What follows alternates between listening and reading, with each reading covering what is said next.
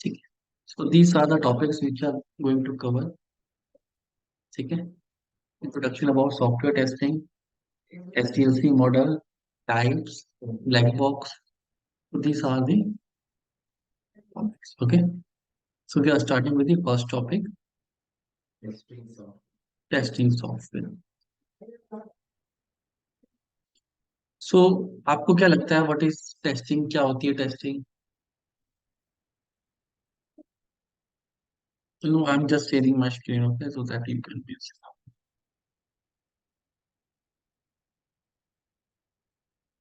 क्या लगता है आपको व्हाट इज टेस्टिंग? मुझे लगता है कि टेस्टिंग लगता है टेस्ट करना procedure before the software was final. मुझे ये लगता है। Okay. Anu, what is testing?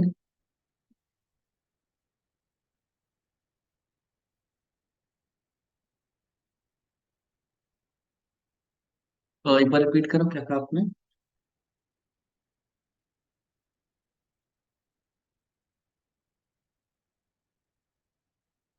बिल्कुल। क्यों करते हैं? आपकी जो जो ओके, गुड। मैं सोचता हूँ जो हम डिजायर्ड आउटपुट चाहते हैं उसके लिए फिर हम सॉफ्टवेयर को टेस्ट करते हैं। अगर वो डिजायर्ड आउटपुट ना है तो फिर उसको ठीक कर सकते हैं। गुड, ठीक है। सो टेस्टिंग, सॉफ्टवेयर टेस्टिंग क्या है?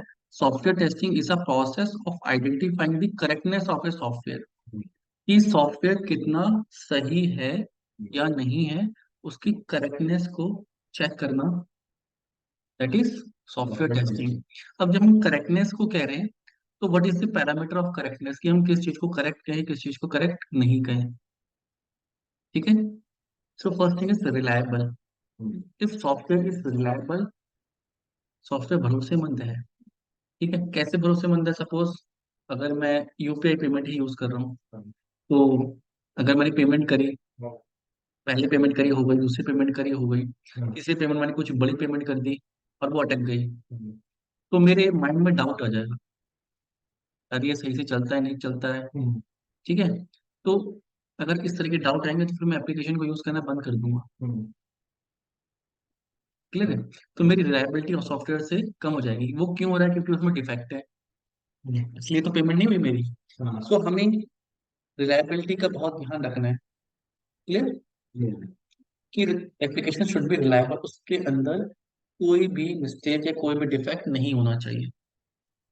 ये एट्रीब्यूट्स हैं, प्रॉपर्टीज हैं सॉफ्टवेयर की। अगर आप सॉफ्टवेयर बना रहे हो, it should be reliable. Next is scalable. Scalable means we can increase और डिक्रीज सॉफ्टवेयर। स्केलेबिलिटी, अगर मुझे कोई सॉफ्टवेयर बनाया, उसके अंदर मुझे कुछ और मॉड्यूल भी ऐड करने हैं, तो मैं कर सकूं। जैसे मैं कोई बिल्डिंग बना रहा हूँ, मैंने अभी 5 फ्लोर की बनाई, बट मैं 5 फ्लोर का आर्किटेक्चर इतना स्ट्रांग बनाऊंगा कि मैं 6, 7 भी, 8 भी फ्यूचर में बना सकूं। तो this same happen with the software, कि मैं अगर सॉफ्टवेयर बना रहा हूँ तो उसकी स्केलेबिलिटी मैं इंक्रीज कर सकूं। नेक्स्ट है पोर्टेबल। पोर्टेबिलिटी मीन्स कि मैं उसको मल्टीपल डिवाइसेस पे चला सकूं। इट शुड बी रिस्पॉन्सिव, कि मैं उसको मोबाइल पे भी वर्क कर सकूं, अलग अलग स्क्रीन साइज पे वर्क कर सकूं, अलग अलग ओएस पे वर्क कर सकूं। क्लियर? नेक्स्ट है रीयूजेबल, कि मैंने एक सॉफ्टवेयर बनाया है, कोई प्लगइन बनाया है, मैं उसका रीयूज कर सकूं अलग अलग जगह पे। जैसे मैंने पेमेंट गेटवे बना दिया, तो मैंने एक वेबसाइट के साथ पेमेंट गेटवे लगा दिया, वही पेमेंट गेटवे मैंने दूसरी वेबसाइट के साथ लगा दिया, वही पेमेंट गेटवे मैंने तीसरी वेबसाइट के साथ लगा दिया, तो सबके साथ वर्क कर रहा है। Clear? Next is usability. Usability मतलब कि सॉफ्टवेयर को यूज करना शुड बी इजी। जैसे यूपीआई पेमेंट है, तो बहुत इजी इंटरफेस है, लेकिन जब हम ऑनलाइन पेमेंट करते हैं, नेट बैंकिंग करते हैं, तो उसमें यूजर नेम डालो, पासवर्ड याद रखो, क्लिक करो, वेबसाइट पे जाओ, अमाउंट भरो, बहुत सारी डिटेल होती है, तो वो लोग कम करते थे लोग। ओटीपी, तो प्रोसेस बड़ा था वो। नेट बैंकिंग इसलिए ज्यादा फेमस नहीं हुआ, यूजिबिलिटी बहुत कॉम्प्लिकेटेड थी। ठीक है। एक छोटा सा बच्चा, जैसे जो 12 साल का है, 15 साल का है, उसके लिए डिफिकल्ट हो जाता है नेट बैंकिंग, लेकिन वो यूपीआई कर लेता है। कोई 50-55 प्लस वाला आराम से यूपीआई कर लेता है। हम्म, एक फ्रूट सेलर आराम से यूपीआई पेमेंट कर लेता है। हम्म, तो ये जो यूपीआई है इतना फेमस क्यों है? इसकी यूजेबिलिटी बहुत हाई है। Hmm, net banking is not possible for them to do. Hmm, ठीक है, तो सॉफ्टवेयर की यूजेबिलिटी भी हाई है। जैसे व्हाट्सएप है, व्हाट्सएप कितना आसान है, एक छोटा सा 3 साल का बच्चा भी वॉइस नोट भेज देता है। हम्म, यस और नो? हम्म, तो वो दैट इज कॉल्ड यूजेबिलिटी, कि उसको यूज करना इज मच इजी है। तो सॉफ्टवेयर को यूज करना भी इजी होना चाहिए, ऐसा नहीं कि बहुत कॉम्प्लेक्स प्रोसेस होना चाहिए उसको यूज करने का। हम्म, ये क्लियर है? हम्म, दीज आर दी प्रॉपर्टीज की जब हम सॉफ्टवेयर बनाएं तो हम्म, उनमें ये चीजें भी चेक करें कि उसकी यूजेबिलिटी अच्छी है नहीं है। हम्म, सिर्फ डिफेक्ट नहीं निकालने हैं, इन पॉइंट्स का भी ध्यान रखना है। यूजेबिलिटी भी अच्छी है। यूजेबिलिटी भी अच्छी होनी चाहिए। हम्म, इज इज क्लियर है? ठीक है। अब नेक्स्ट है types of software testing. Hmm, software test, इसमें थोड़ा थ्योरेटिकल है, फिर we will do the practical portion also. Software testing, software testing दो टाइप की होती है, एक मैनुअल और एक ऑटोमेशन। आप लोग बताओ, आप लोग को क्या समझ में आता है, what is manual, what is automation? and one is that when we test software without using coding, हम्म। और अगर हम ऑटोमेशन की बात करें तो हम उसमें नॉर्मली प्रोग्रामिंग लैंग्वेज को यूज करते हैं, जैसे जावा पाइथन कुछ भी यूज करते ठीक है। अनु,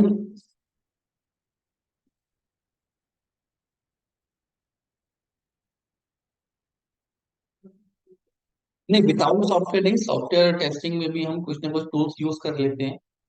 जैसे एपीआई की तो मैनुअली टेस्ट करनी है तो पोस्टमैन यूज कर लिया। ठीक है। ई- हाँ, हाँ। लेकिन हम उस प्रोसेस को ऑटोमेट नहीं कर रहे हैं, हम किसी प्रोग्रामिंग का यूज करके उसको बाई हैंड कर रहे हैं। अगर वो सॉफ्टवेयर को भी यूज कर रहे हैं तो हम बाई हैंड यूज कर रहे हैं, ऑटोमेट नहीं कर रहे हैं। ऑटोमेशन मीन्स हम फिजिकली बैठ के वहाँ टेस्ट नहीं कर रहे हैं, हमारी जगह कोई मशीन को हमने ट्रेन कर दिया है, that machine is testing the application now. It is clear? So manual is by manually doing it by hand, and automation means we are using some programming language to automate our work। ठीक है, so programming language can be either Python और Java. सो हम क्या करें, Python और जावा का use करके we are automating the process, की जो हमारा प्रोसेस मैनुअली है, जो बाई हैंड करते हैं, we are automating that process to the man. Is this clear? हैं। Yes. जब हम टाइप की बात करते हैं तो these are the two types, manual and the automation. Clear? अब इन टाइप्स के अंदर भी टेस्टिंग के टाइप्स हैं, कि मैनुअल अगर करना है तो कितने तरीके से की जा सकती है। क्लियर? मैनुअल में होती है white box testing, one is white box testing, second one is black box testing, and third one is grey box testing. ठीक है। So white box testing, suppose इसको भी आते हैं, we will come on this point on later on. So first एक there is an example. अगर मैं आपको लैपटॉप दूं टेस्ट करने के लिए, सामने लैपटॉप रखा है, ठीक है, अगर आपको टेस्ट करने के लैपटॉप दूं, किस लैपटॉप को टेस्ट करना है, नया लैपटॉप है, या मैं आपके साथ कहीं लैपटॉप परचेज करने जाता हूँ, एंड हम जाके वहाँ लैपटॉप बाय करेंगे, so first we will test it कि ठीक है नहीं है। तो हम कैसे टेस्ट करेंगे? पहले अनु बोलेगी, देन फिर Shashwat. Anu, so how we are going to test it, और how you are going to test it?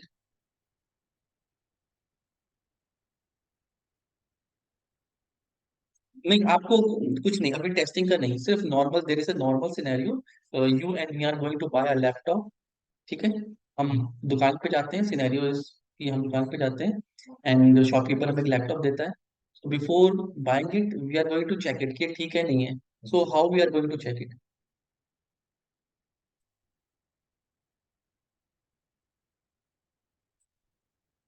Hmm,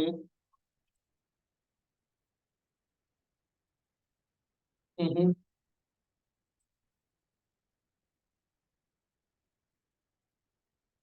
हम्म,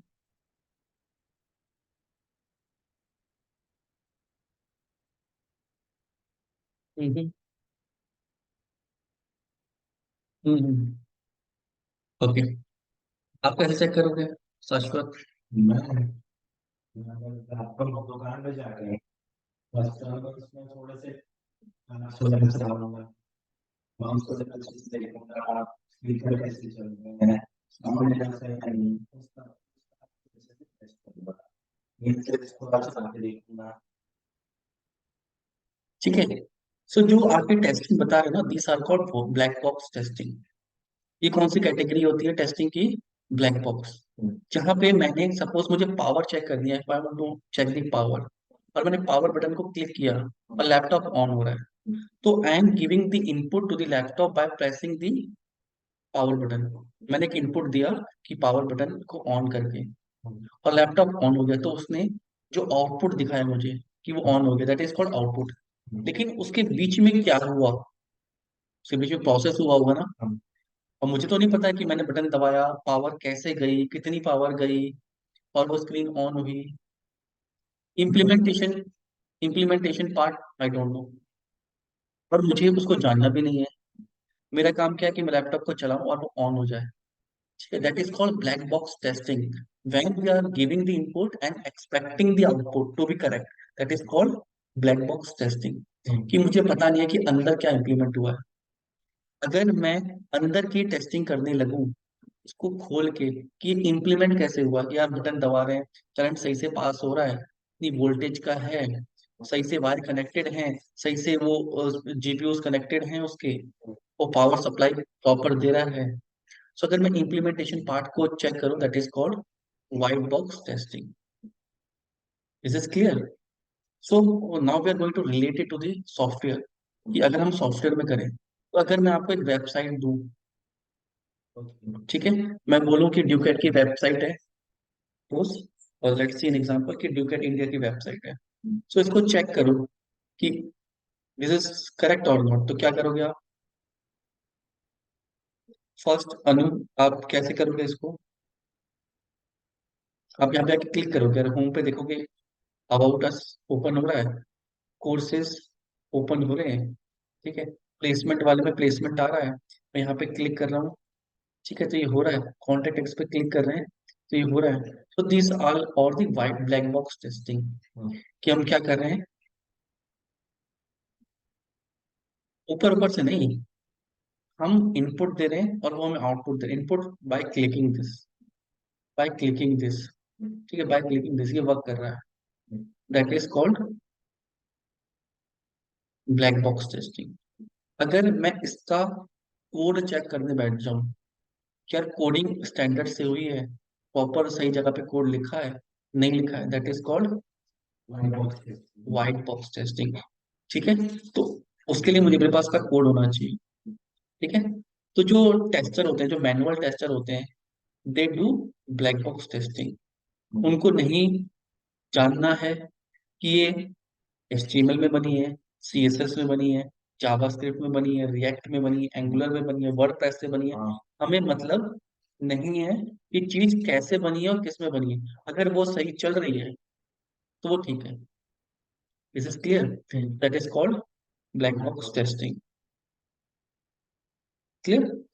कि we will give the input and it will process the input, कि हमें क्या इनपुट दिया है, और it will give us the expected output.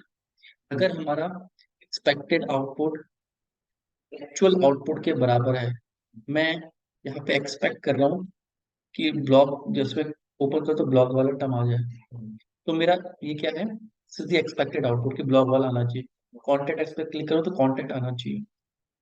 अगर contact पे क्लिक करने पे कॉन्टेक्ट आ रहा है, this means my expected output is equal to my actual output. Actual जो वेबसाइट में हो रहा है, एक्सपेक्टेड जो मैं चाहता हूँ। तो अगर मैं चाहता हूँ कि ये, मैं यहाँ पे क्लिक करूँ, ठीक है, या चैटबॉट पे क्लिक करो, चैटबॉट आ जाए, तो मैं एक्सपेक्ट कर रहा हूँ और वो हो भी रहा है, एक्चुअल आउटपुट भी एक्सपेक्टेड आउटपुट के सेम आ रहा है। Is this clear? दोनों चीज सेम है, तो that is software is correct. ठीक है, और that is the case of black box testing, कि हम ब्लैक बॉक्स टेस्टिंग कर रहे हैं and we are checking the expected output. Is this clear? White box testing means कि we are checking the code, कि जो कोड लिखा है वो प्रॉपर लिखा है, डेटाबेस में जो वैल्यूज रखी हुई है वो सही चल रही है। This is clear. Yes, sir. That is called White white box. Box testing. White box testing कौन करता है? डेवलपर्स करते हैं। अपना कोड लिखते हैं, उनके सीनियर्स उस कोड को टेस्ट करते हैं, चेक करते हैं कि लिखा है सही नहीं लिखा है, ठीक है। That is called black box testing. तो जब वो ब्लैक बॉक्स टेस्टिंग करके हमें कोड देते हैं, हैं, तो हम उस कोड को ब्लैक बॉक्स टेस्टिंग करते हैं। हम कोड को चेक नहीं कर रहे हैं, वो कोड को रन करते हैं किसी सर्वर पे बिल्ड करके, ठीक है। I was doing something similar to this before I interned, so I was doing it for the taxation software. Taxation And software. it was a custom software for it. Okay, okay, so that is black box. And that was like, it was like tables being built and then it was like, बिल्कुल access revenue आ रहा है हाँ, सब देखना। हाँ, that is black box testing. आपको नहीं पता है वो डेटा आ कैसे रहा है, बट डेटा आ रहा है, that's it. Is this clear? Yes, sir.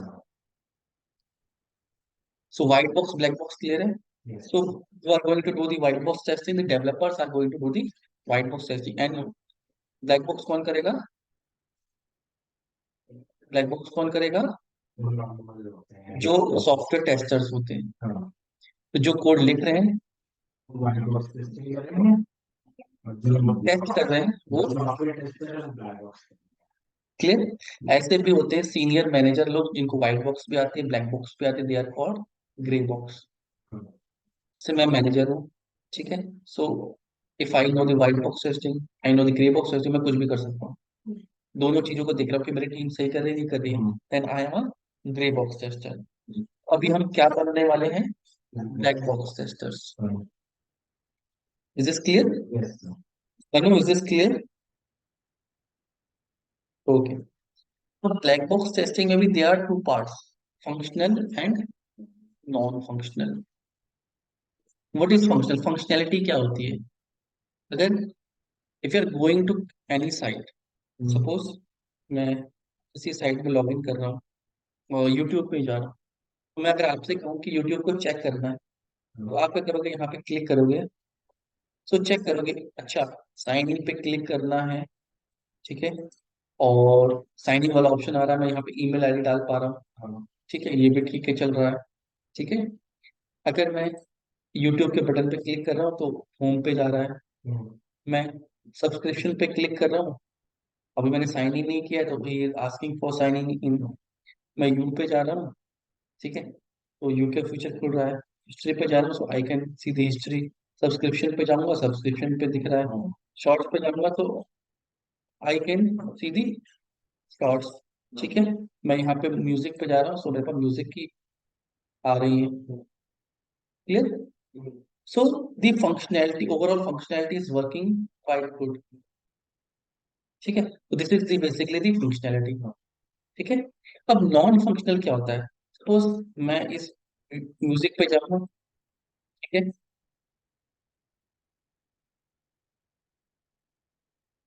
ठीक है, And suppose like SBI means so many software testers. There was ठीक है, सपोज इसको हाइड करता हूँ। सपोज अब ये फंक्शनैलिटी है, ये वर्क कर रही है, मैं इसको पॉज कर रहा हूँ, प्ले कर रहा हूँ, ठीक है। मैं म्यूजिक म्यूट कर रहा हूँ, म्यूट हो रहा है, इंक्रीज कर रहा हूँ, इंक्रीज हो रहा है, ठीक है। मैं इसको लाइक कर रहा हूँ, सब्सक्राइब कर रहा हूँ, लाइक कर रहा हूँ, तो लाइक हो रहा है। अभी लाइक नहीं हो रहा है क्योंकि साइन इन नहीं किया है, ठीक है। So this is the functional testing. This is functional testing means FUNCTIONAL। Functional testing means to check the functionality, ठीक है।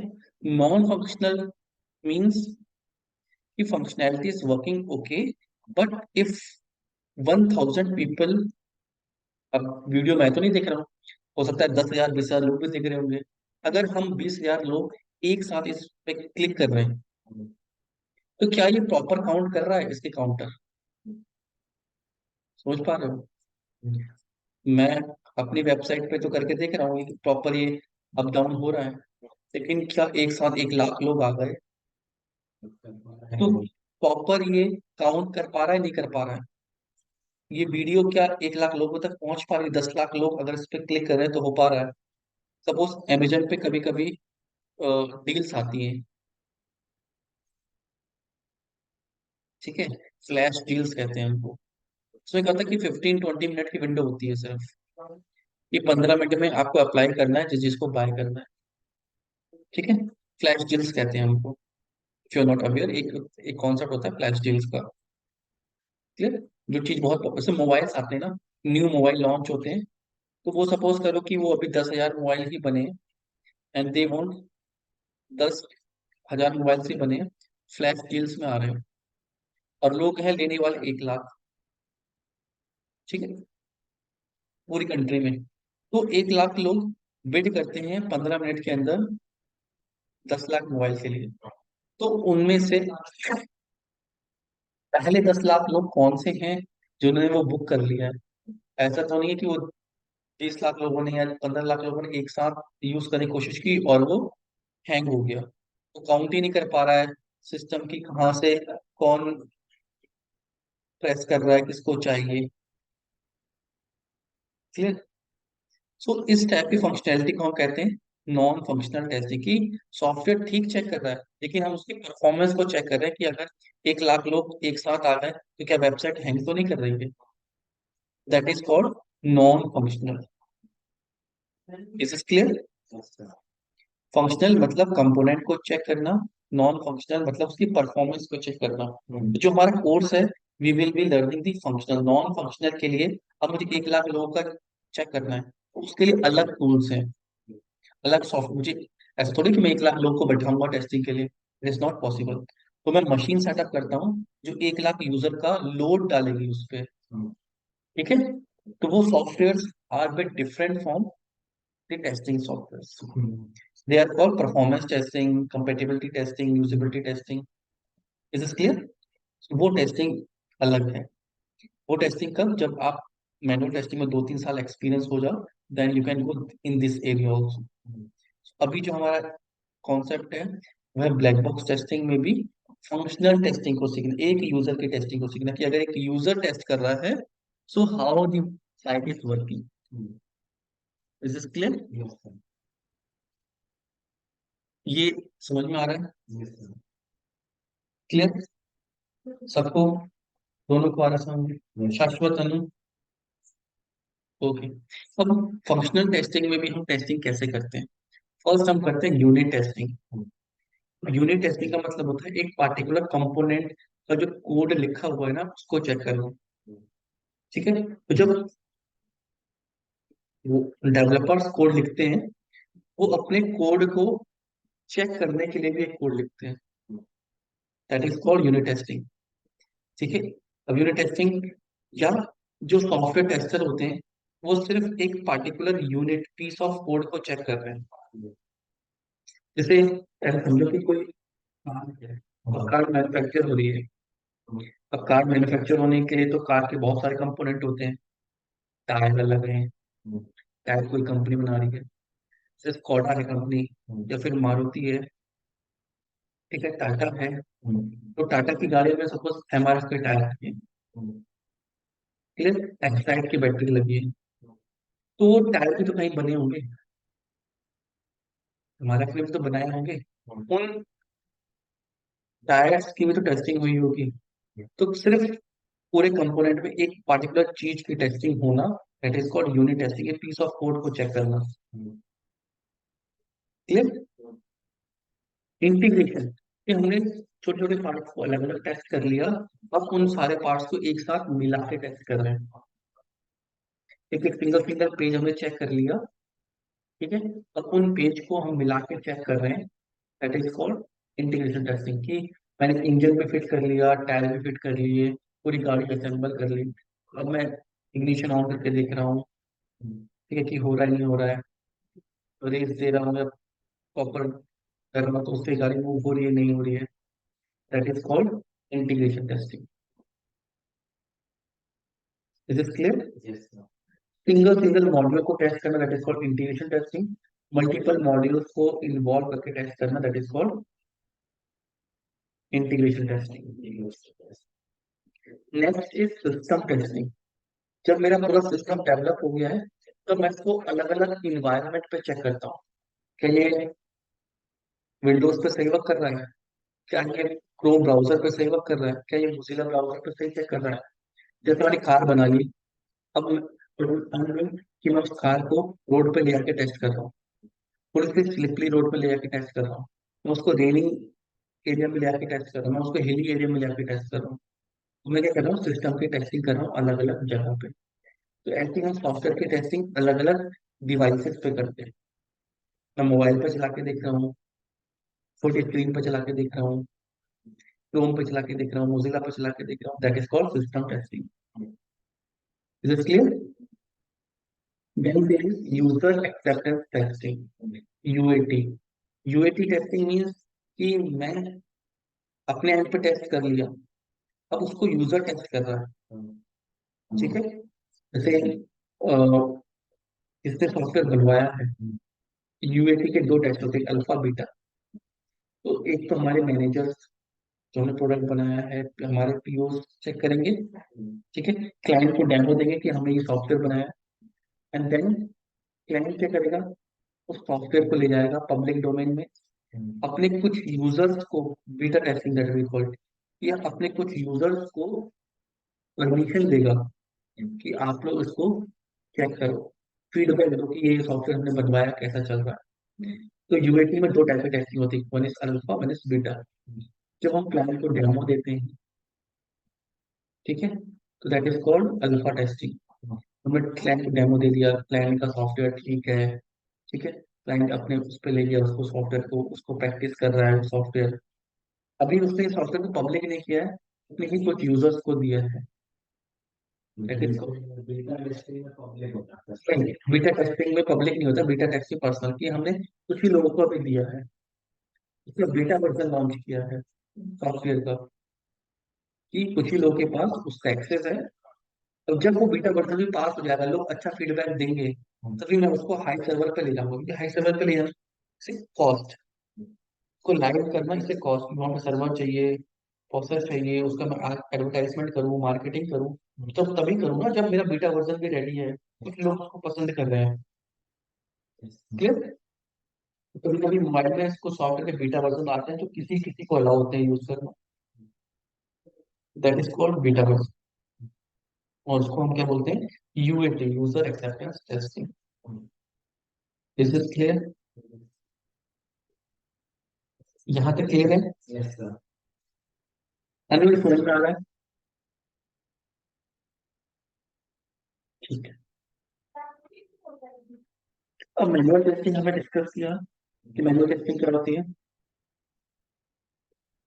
The process of checking the functionality of an application as per the customer need without taking any help of automation tool is called manual testing. While performing the manual testing on any application, we do not need any specific knowledge or testing tool rather than a proper understanding of the product. So we can easily prepare the test document. तो यहाँ पे हमें coding की requirement नहीं है, हमें सिर्फ वो सॉफ्टवेयर समझना होना चाहिए कि वो क्या काम कर रहा है, ताकि हम उसको टेस्ट कर सकें। Is it clear? तीन टाइप के टेस्टिंग है, white box, black box, grey box. White box कौन करता है? डेवलपर। ब्लैक बॉक्स में करते हैं टेस्टर। ग्रे बॉक्स कौन करते हैं? मैनेजर्स। फायदा क्या है? Fast and accurate visual feedback, हम जो फीडबैक देख के बता सकते हैं कि कौन सा चीज गलत है, क्या सही है।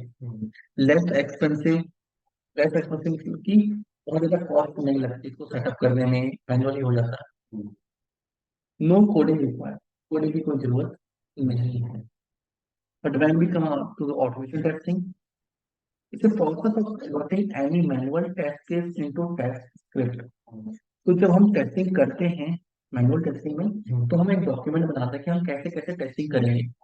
तो दैट टेस्ट केसेस, ठीक है, तो टेस्ट केस हम बनाते हैं। क्लियर? तो उन टेस्ट केस के स्टेप्स को ऑटोमेट कर देना, उनकी स्क्रिप्ट बना देना, कोड लिख देना, that is called automation testing. Clear? तो हम यहाँ पे किसी भी प्रोग्रामिंग का यूज करके, सेलेनियम लाइब्रेरी जो होती है, ठीक है, पाइथन से, जावा से, सी शार्प से, किसी के भी थ्रू हम क्या कर सकते हैं, टेस्टिंग कर सकते हैं। Clear? So test automation is the best way to increase the effectiveness, test coverage, and execution speed in software testing.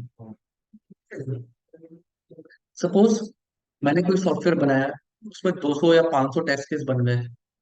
By hand अगर मैं उसको करूंगा तो टाइम लेगा, अगर उसको ऑटोमेट कर दूं तो वो प्रोसेस बहुत फास्ट हो जाएगा। ठीक है, और मैनुअली मैं बहुत कुछ टेस्ट नहीं कर सकता।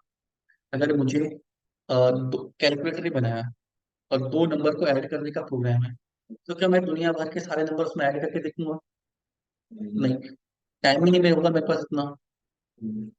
तो फिर हमको उसको ऑटोमेशन टेस्टिंग करनी पड़ेगी। ऑटोमेशन टेस्टिंग करनी पड़ेगी, और मुझे मैनुअल भी टेस्ट करना है, तो मुझे अपने जो टेस्ट केस के सिनेरियो है उसको मैं कैसे कैसे चेक करूं, वो कम करने पड़ेंगे, कि मैं 5-10 ही करूं और उससे मुझे ये यकीन हो जाए कि वो वर्किंग है। वर्किंग है।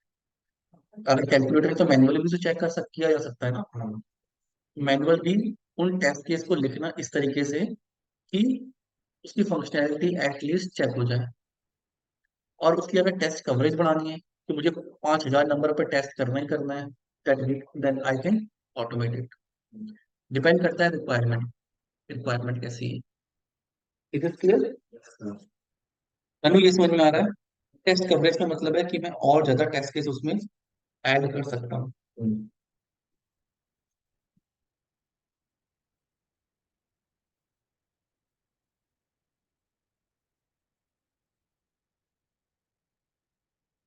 ये क्लियर है? Yes. ठीक है। Manual testing for all workflows, all field, all negative scenario is time and money consuming, जैसे मैंने बताया अभी कि हर सिनेरियो को कवर करना मुश्किल हो जाता है, मल्टीपल डेटा पे करना मुश्किल हो जाता है। ठीक है, बहुत सारा टाइम कंज्यूम हो गया। टाइम कंज्यूम हो जाता है, तो मैं उसके लिए क्या करूँ, ऑटोमेट कर दूं। ठीक है, automation testing does not require human intervention. Automation testing तो मैंने एक बार लिख दिया, उसको मैं कितनी बार भी रन कर सकता हूँ, जितनी बार रन करूंगा वो उतनी बार टेस्टिंग कर रहा है। तो एक ये भी फायदा होता है ऑटोमेशन का, स्पीड बढ़ जाती है, कवरेज बढ़ जाती है। मैनुअल टेस्टिंग क्या है, थोड़ी सी boring and hands error prone है। अगर मुझे कोई वेबसाइट है, वेबसाइट है, तो बैंकिंग वेबसाइट में रोज ट्रांजेक्शन हो रहे हैं, ठीक है, लाइव वेबसाइट है वो।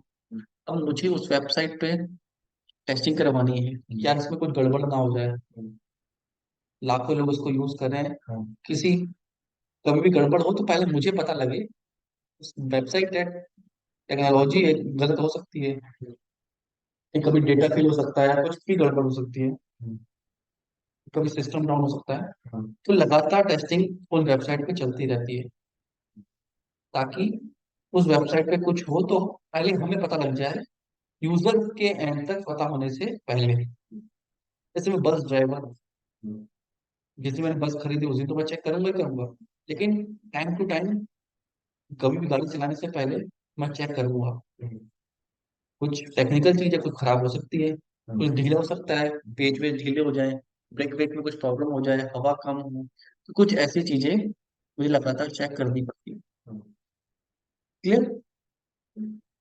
तो अगर सपोज करो कि पूरी बस चेक करनी है और रोज चेक करनी है, एक तो टाइम कंज्यूमिंग है, दूसरा तो बोरिंग प्रोसेस है, रोज हर चीज में थोड़ी गलती मिलेगी। ठीक है, तो वहां पे हम क्या करते हैं, ऑटोमेशन का यूज करते हैं। Clear? Why testing is required, testing की जरूरत है क्यों है? तो human error can cause a defect और फेलियर एट एनी। ये चीजें क्लियर हो गई automation testing. Why testing is required, testing जरूरी क्यों है? तो human errors can cause a defect और failure at any stage of the software development life cycle. अब जो सॉफ्टवेयर बना रहे हैं, सॉफ्टवेयर बनाना इसे कॉम्प्लेक्स प्रोसेस, पे मल्टीपल लोग हैं, ठीक है, मल्टीपल लोग हैं, अपने कोड को मर्ज कर रहे हैं, उसमें कभी गड़बड़ हो सकता है, कॉम्प्लिकेटेड कोड लिख रहे हैं उसमें गलती हो सकती है। तो गलतियां यूजर तक ना पहुंचे, ठीक है, टेस्टिंग इसलिए जरूरी है। कोई भी डिफेक्ट और बग्स डिलीवरी क्लाइंट तक ना पहुंचे जो यूज कर रहा है, ठीक है, उससे पहले हम क्या करते हैं, कुछ चेक करते हैं। What is defect? डिफेक्ट क्या है? कुछ भी एरर, कुछ भी प्रॉब्लम आती है सॉफ्टवेयर में, जो जो सॉफ्टवेयर का एक्चुअल बिहेवियर है उससे अलग कुछ वो बिहेव कर रहा है, डिफेक्ट। डिफेक्ट क्या है basically? Defect is an error or bug in an application which is created. A programmer, while designing and building the software, can make mistakes or error. These mistakes of error mean that there are flaws in the software. तो actual behaviour software का नहीं आ रहा है, expected जो हमें expected output नहीं आ रहा है, एक्चुअल बिहेवियर एक्सपेक्टेड आउटपुट के अलग है, that is a defect. When actual result deviate from the expected result while testing a software application or product, then it result in a defect। ठीक है? कि हम चाहते हैं कि 10 + 10 20 आए, एक्सपेक्टेड क्या है 20, बट 10 + 10 करने पे 15 दे रहा है, दैट इज रॉन्ग। जो 15 है वो एक्चुअल रिजल्ट है जो वेबसाइट पे आ रहा है, लेकिन एक्सपेक्टेड इज 20। तो this is defect.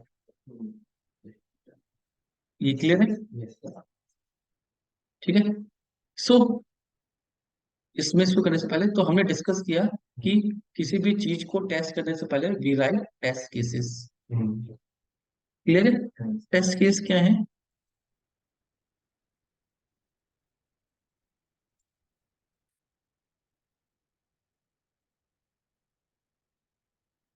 Test case, ठीक है।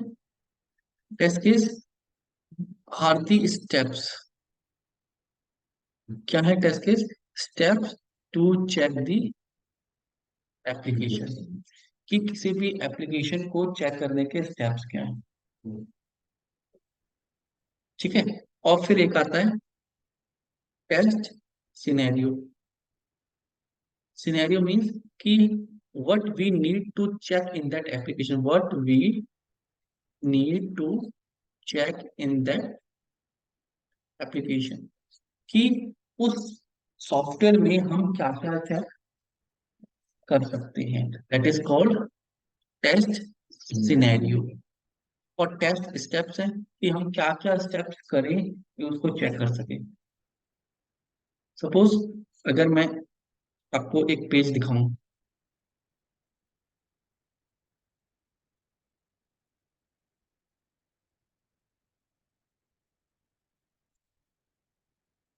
सपोज हमने फेसबुक की वेबसाइट खोली, तो इस वेबसाइट में सिनेरियोज ढूंढने हैं कि आप क्या क्या चीजें टेस्ट कर सकते हो। एग्जाम्पल, इसमें हम क्या क्या टेस्ट कर सकते हैं बताओ।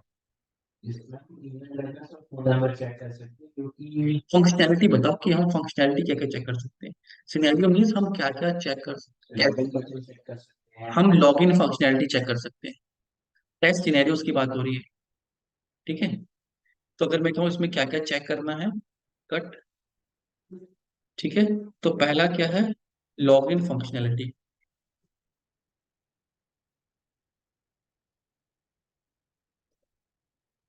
ठीक है। Second change, create new account functionality,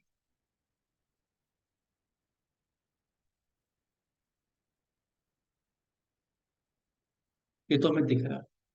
third, good, forgotten password,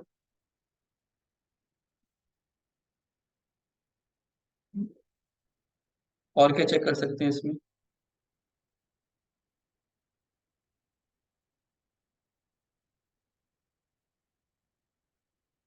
और क्या, क्रिएट अ पेज, ये भी फंक्शनलिटी की एक पेज क्रिएट करना है, ठीक है।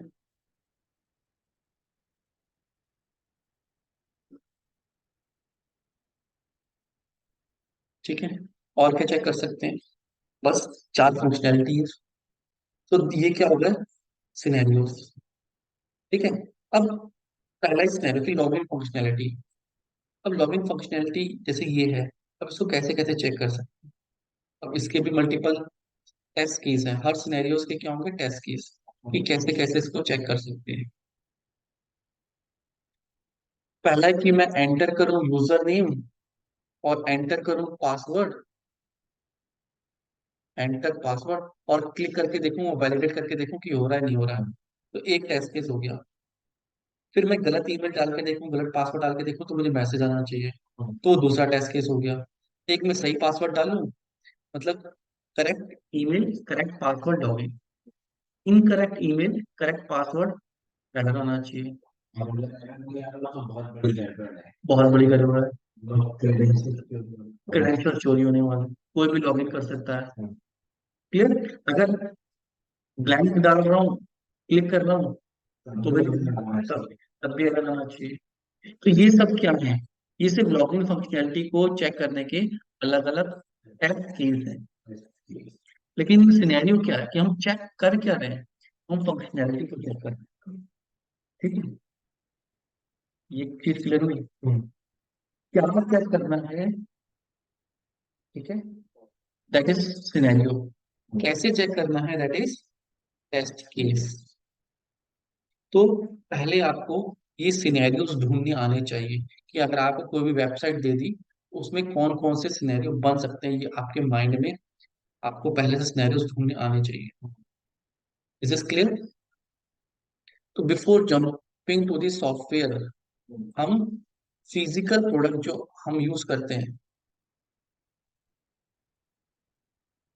फिजिकल प्रोडक्ट जो हम यूज करते हैं, आपको उसके सिनेरियोस लिखने आने चाहिए वन लाइन में। ठीक है, क्लियर? जैसे अगर हम यहाँ पे जाएंगे, अगर हम पेन भी यूज करते हैं, सपोज मैं पेन यूज करता हूँ, तो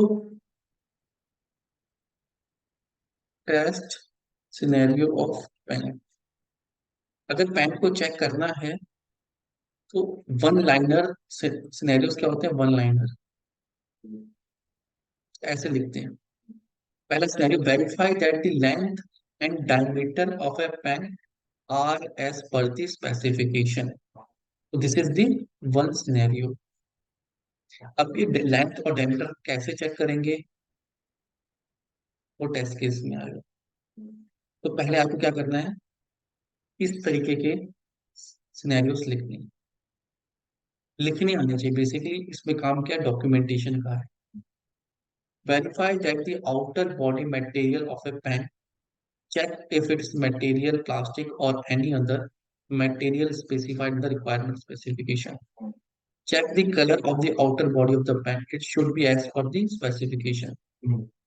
Verify that any information displayed on the pen should be legible and clearly visible. Clear है? तो आज आपका ये असाइनमेंट है अभी, कि आपको कुछ सिनेरियोस लिखने हैं किसी भी ऑब्जेक्ट के ऊपर जो आपको दिख रहा है सामने। किसके लिखोगे? जैसे वाटर बोतल है, तो वाटर बोतल को टेस्ट करने के लिए कौन कौन से सिनेरियो हम लिख सकते हैं? ठीक है, तो पहले आपको ये सोचना है, फिर लिखना है। अनु, समझ में आ रहा है टास्क? तो आपको फाइव, जितने भी आप लिख सको, मैं 10-20 मिनट्स का टाइम दे रहा हूँ आपको, 10 मिनट्स का। आपको सिनेरियोस को लिखना है नोट पैड में ही। आपके पास फिजिकल बुक है तो उसमें लिखो, वरना नोट पैड में यहाँ पे लिख के जितने भी सिनेरियोस आप एक बॉटल को चेक करने के लिए लिख सकते हो, प्रॉपर तरीके से, जैसे मैंने तरीका बताया ना, टू वेरीफाई, इस तरीके से सेंटेंस में, कि इसमें आपको लिखने का काम बहुत ज्यादा आएगा। ठीक है, तो ये आपको पॉइंट लिखना है और मुझे बताना है। क्लियर? सो आपके पास कितना 56 हो रहा है, 15 मिनट सपोज करो, फिर ये 10 तक, फिर हम डिस्कस करेंगे।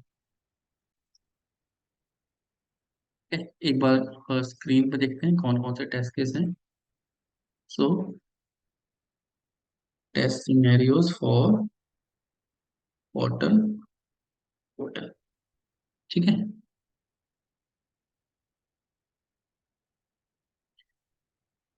स्क्रीन विजिबल है मेरी? देखो इन्हें कैसे देखें। Positive test case, verify that the dimension of a bottle as per the specification. Dimension मतलब उसकी हाइट, ठीक है, weight. Verify that the colour of the water bottle is per the specification. Dimension के लिए आपने टेस्ट केस लिखा, ठीक है। कलर के लिए लिखा, कलर के लिए भी UI. Material, verify the material used in the water bottle की क्या, मटेरियल का लिखा, ठीक है। Weight, verify the type of bottle with और विदाउट लिड, ठीक है। Check if the water bottle is with a sipper और विदाउट अ सिपर, ठीक है। अभी सोचना है, देखो आपने, verify that water bottle does not leak when tilted और प्लेस अपसाइड डाउन, कि हमने उसको टेढ़ा कर दिया या अपसाइड डाउन कर दिया तो उसमें से वाटर नहीं लीक होना चाहिए, ठीक है। Good. Verify that the lid of the water bottle is firmly tighten with the bottle, check the water condition with liquid at different temperature, ठीक है, ठीक है। चेक, अब देखो सेंटेंस का जो लिखने का तरीका है ना, वो इस टाइप का होना चाहिए। हो सकता है कि आपने फ्रेम सेंटेंस कुछ अलग तरीके से किया हो, वो चल जाएगा, क्योंकि एवरीवन, क्योंकि इंग्लिश है, हर पर्सन अपने तरीके से लिखेगा, ठीक है। Check that expiry date is clearly mention on the bottle, ठीक है।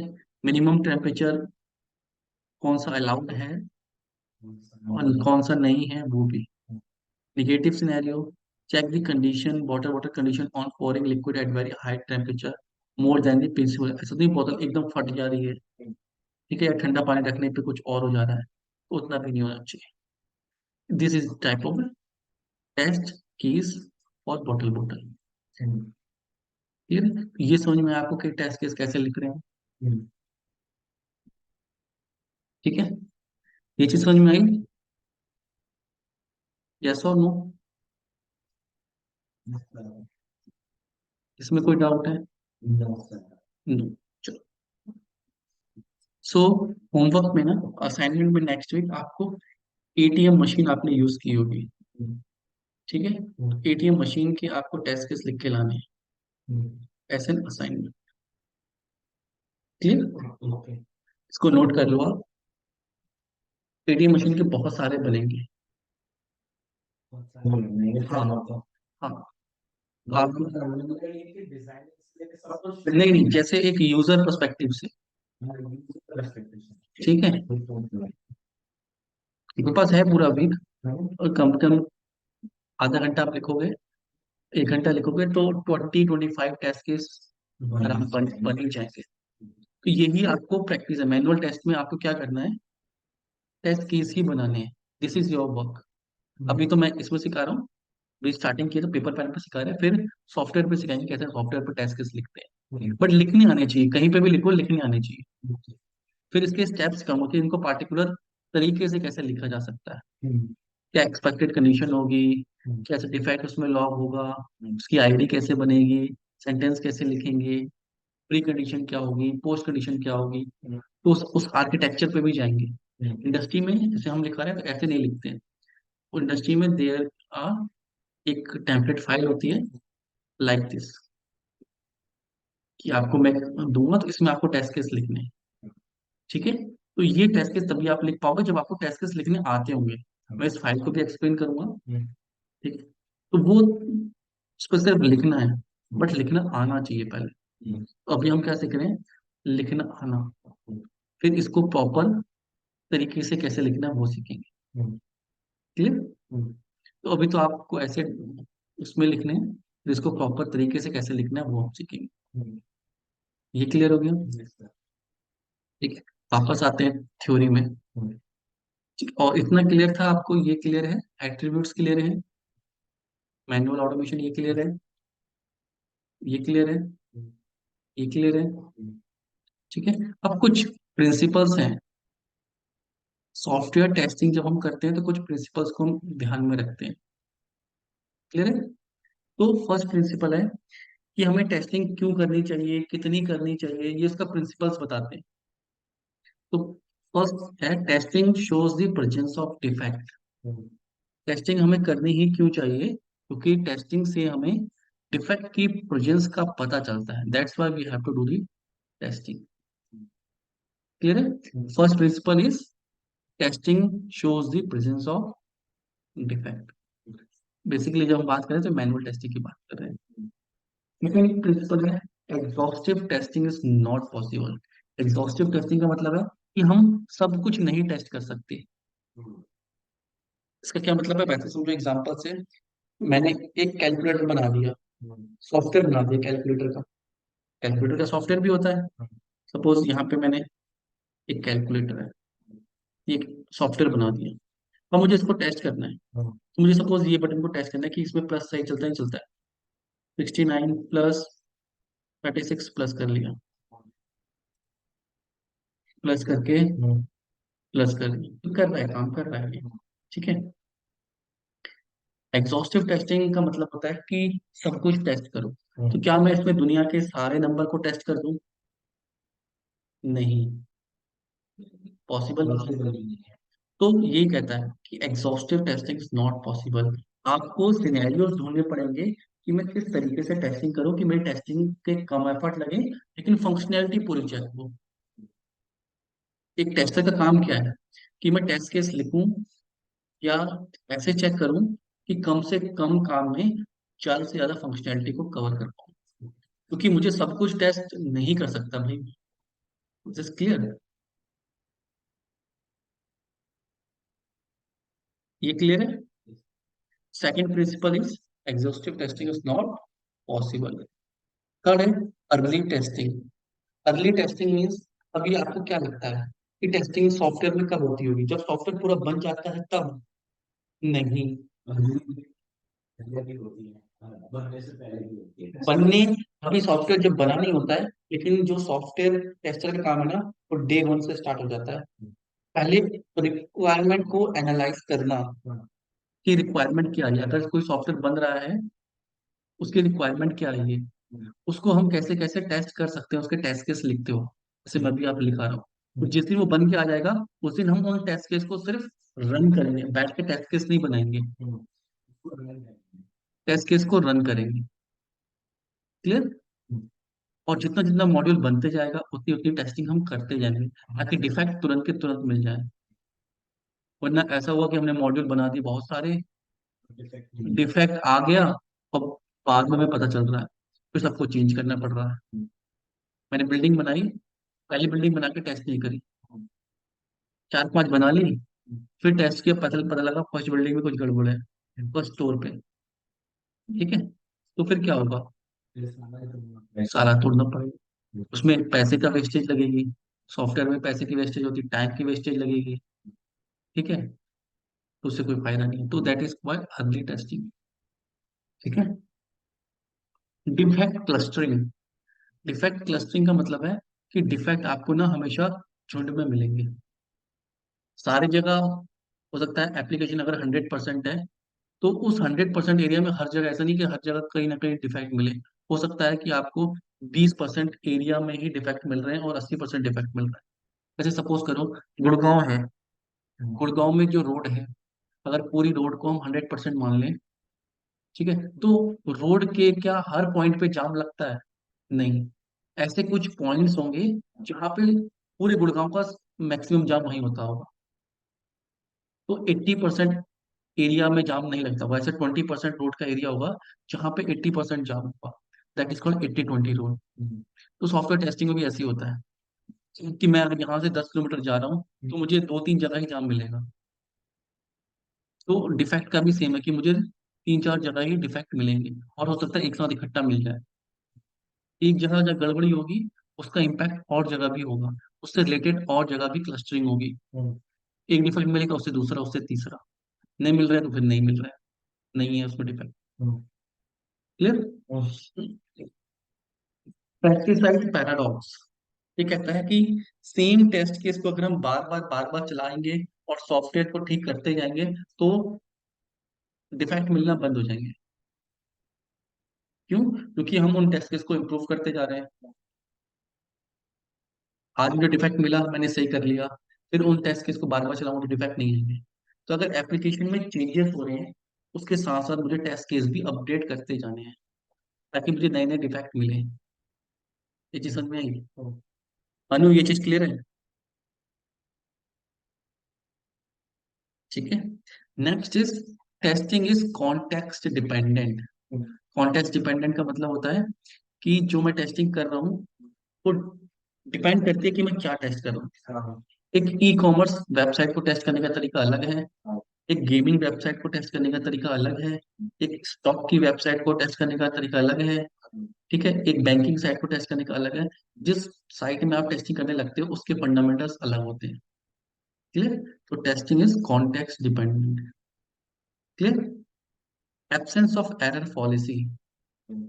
एब्सेंस ऑफ एरर पॉलिसी कहती है कि हम कितनी भी टेस्टिंग कर लें, we can not be 100% bug free.